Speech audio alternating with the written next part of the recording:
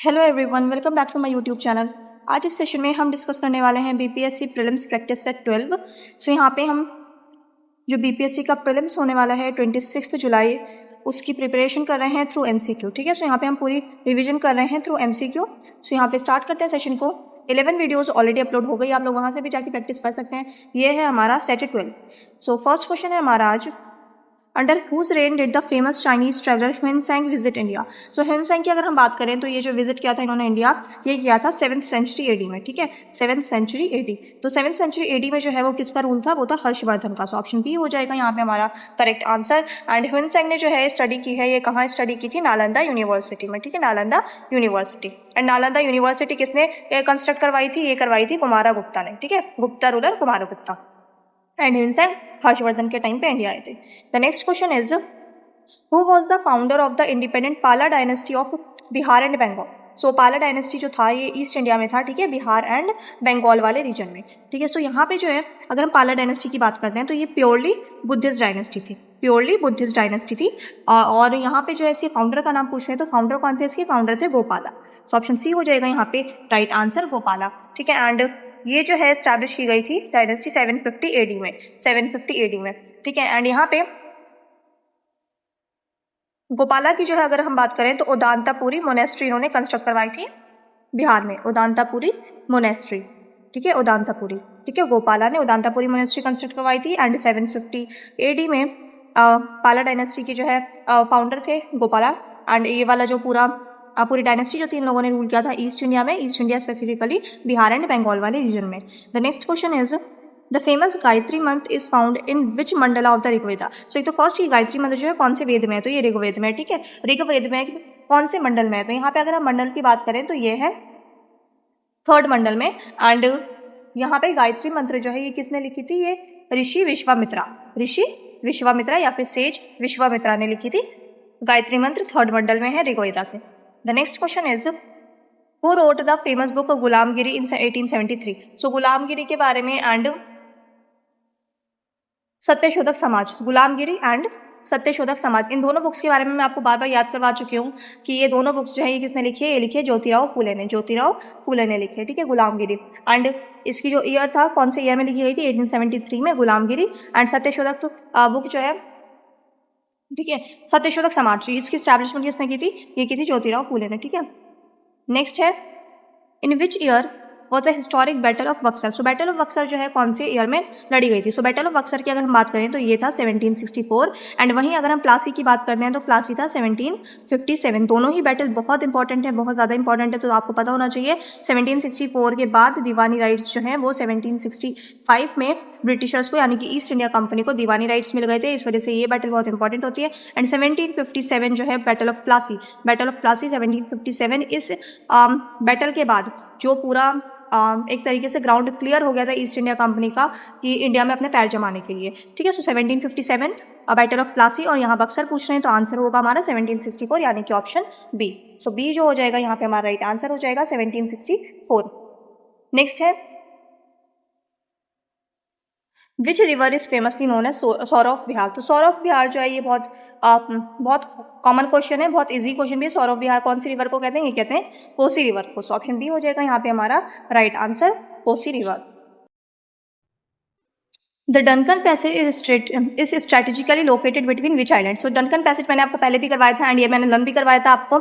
सी Duncan passage जो कौन से 2 आइलैंड को डिवाइड करता है। ठीक है, तो यहाँ पे अगर हम बात करते हैं तो इंडियन ओशन में यहाँ पे छोटे छोटे आइलैंड है इंडिया के, जैसे अंडमान एंड निकोबार आइलैंड। ठीक है, तो अंडमान आइलैंड की अगर हम बात करें तो ये भी जो है south Andaman and little Andaman में डिवाइडेड है। एंड साउथ अंडमान के Rutland Island and little Andaman को जो डिवाइड करता है वो है डनकन पैसेज। ठीक है, सो यहाँ पे जो है क्या हो जाएगा, अंडमान को ही 2 पार्ट्स में डिवाइड कर रहा है। ठीक है, लिटिल एंड साउथ अंडमान को जो लाइन डिवाइड करती है उसको कहते हैं डनकन पैसेज। ठीक है, सो यहाँ पे जो हो जाएगा हमारा राइट आंसर वो हो जाएगा south Andaman and little Andaman. और साउथ अंडमान की अगर हम स्पेसिफिकली बात करें तो कौन सा आइलैंड, यह है रटलैंड आइलैंड। ठीक है, रटलैंड आइलैंड। ठीक है, Rutland Island. And Rutland Island को लिटिल अंडमान से अलग करता है Duncan Passage. So option B जो हो जाएगा यहाँ पे हमारा राइट आंसर हो जाएगा। So which Indian state, next है, which Indian state has the longest mainland coast line. सो मेनलैंड कोस्ट लाइन की अगर हम बात करें तो यहाँ पे पूछ रहे हैं कि लॉन्गेस्ट जो है कोस्ट लाइन वो कौन से उसकी है, कौन से स्टेट की है। सो यहाँ पे longest main line coast line की अगर हम बात करें तो ये है गुजरात की, एंड इसकी लेंथ कितनी है 1214 किलोमीटर, ठीक है, 1214 किलोमीटर। सो ये आपको जो है किलोमीटर्स भी पता होने चाहिए, क्योंकि फैक्चुअल क्वेश्चन जो है पीसीएस में बहुत ज़्यादा पूछे जाते हैं, तो पूछ सकते हैं। सो गुजरात की जो है 1214 किलोमीटर जो है ये लेंथ है, एंड सबसे लॉन्गेस्ट मेन लाइन जो है कोस्ट लाइन की इंडिया में, सो वो कौन से स्टेट की, गुजरात की। The next question is the Nokrek biosphere reserve is located in which north eastern state. So biosphere reserve हो गया, नेशनल पार्क्स हो गए, ठीक है, एंड रामसर साइट्स हो गई, यूनेस्को वर्ल्ड हेरिटेज साइट्स हो गई, तो ये सब जो है बहुत इंपॉर्टेंट है।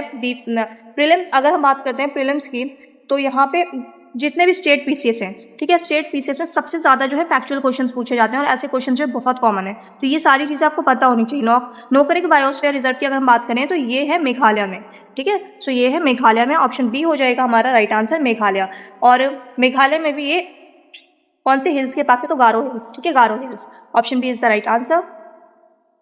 नेक्स्ट है what is the planetary rank of earth in terms of size in our solar system. So यहाँ पे साइज पूछ रहे हैं, तो कितना जो है कौन सा साइज है, 5th है, ठीक है, सारे प्लैनेट में जो है 5th सबसे बड़ा प्लैनेट है। इससे पहले 4 बड़े बड़े प्लैनेट्स और हैं, सो ऑप्शन सी जो हो जाएगा यहाँ पे हमारा राइट आंसर हो जाएगा। 5th सबसे बड़ा प्लैनेट है ये, 5th नंबर का।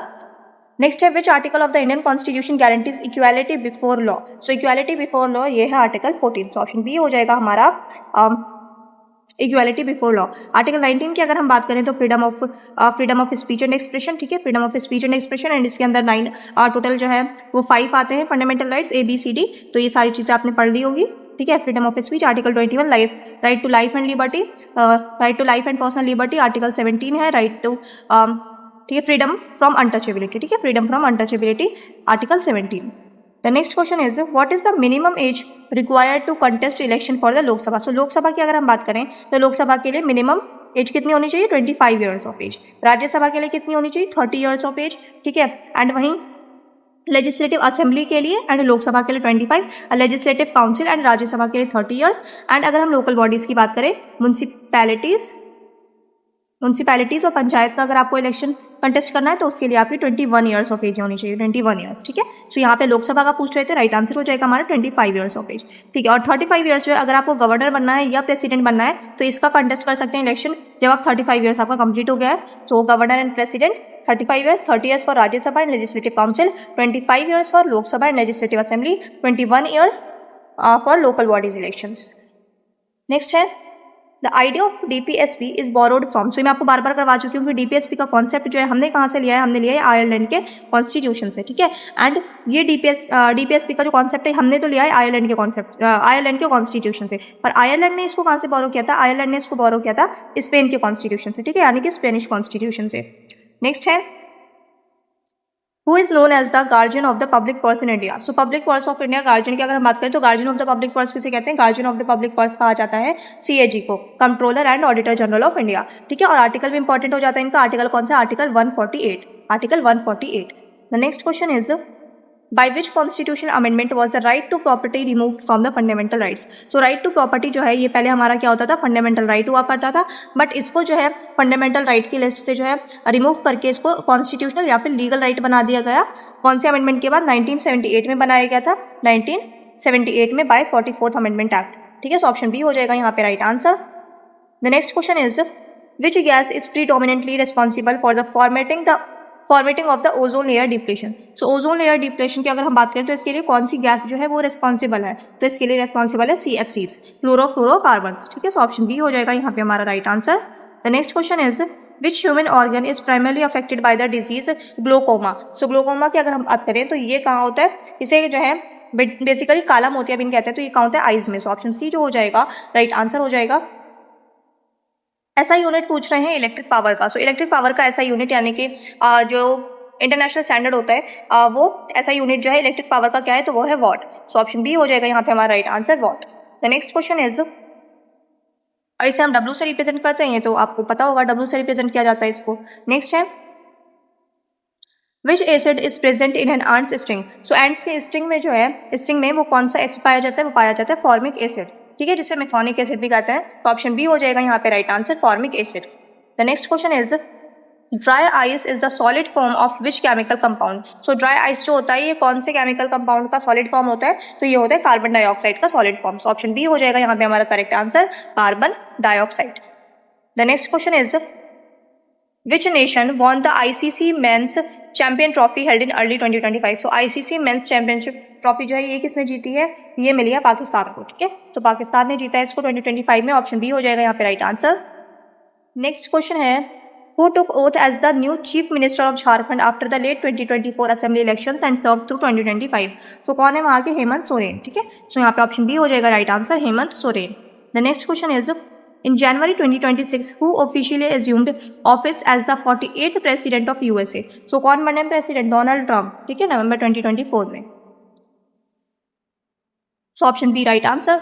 नेक्स्ट है what is the code name of India's upcoming manned space flight project which is conducting active crew trials in 2026। So क्या नाम है इस मिशन का, इस मिशन का नाम है Gaganyaan.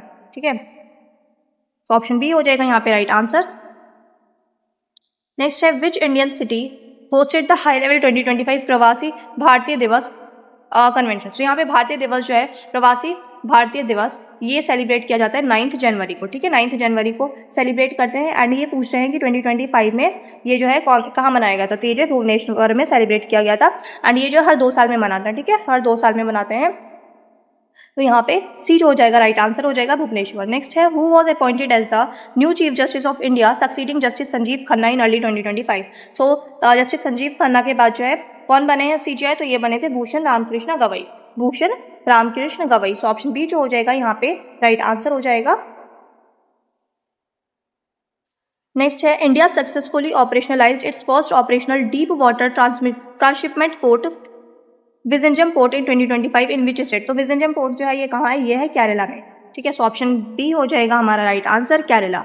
The next question is which Indian state became the first to pass and implement a uniform law on marriage, divorce, property inheritance in 2024 और 2025। तो ये कौन सा स्टेट बना था, ये बना था Uttarakhand.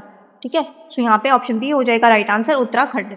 The next question is Which country officially took over the G20 presidency for the year 2026? तो 2026 में साउथ अफ्रीका जो है, नहीं, साउथ अफ्रीका जो है 2025 में जो है G20 किसने वो किया था, साउथ अफ्रीका ने 2025 में। ठीक है, एंड यहाँ पे अब जो 2026 में जो है इसको कौन वो करेगा होस्ट, तो ये जो है ये करेगा यूएसए। सो ऑप्शन बी हो जाएगा यहाँ पे राइट आंसर। नेक्स्ट है अब यहाँ पे लास्ट क्वेश्चन है हमारा What is the name of the new digital tracking app launched by the Bihar government in 2025 to monitor ground level health infrastructure? So ground level health infrastructure को monitor करने के लिए कौन सा ऐप जो है वो लॉन्च किया गया था, तो ये क्या गया था, मेडिस्कोप बिहार। सो मेडिस्कोप बिहार, ऑप्शन सी जो हो जाएगा ये हमारा राइट आंसर हो जाएगा, मेडिस्कोप बिहार। सो आई होप आप लोगों ने प्रैक्टिस की होगी अच्छे से। चैनल पे आप लोग नए हैं तो सब्सक्राइब कर लें, वीडियो अच्छी लगे तो लाइक कर दें, अपने दोस्तों के साथ भी शेयर करें। अब मिलते हैं नेक्स्ट सेशन में।